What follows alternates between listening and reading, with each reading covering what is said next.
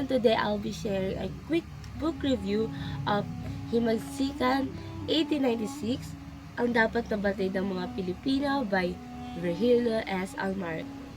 This book is perfect para sa mga gustong malaman kung ano nga ba ang tunay o gusto pang mas maintindihan ang tunay na nangyari sa Philippine Revolution. What the book is about.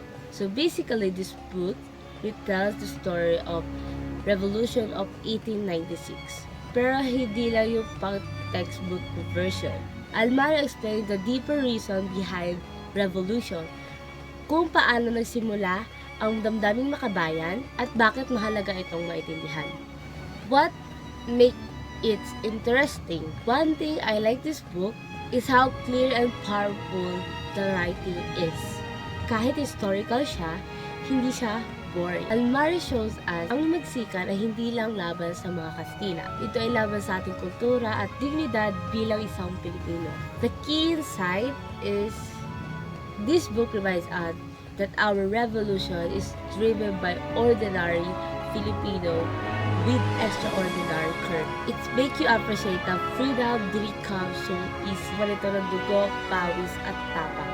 Overall review, I highly recommend this book, especially sa mga student na history lovers. It's informative, eye-opening, and very relevant today. Almario helped us understand not just what happened, but also why it mattered to Filipino spirit. So ayan, if you're looking for deeper and more meaningful look at the 1896 Revolution, definitely check out Himagsikan 1896, Ang Dapat na Batid ng Mga Filipino.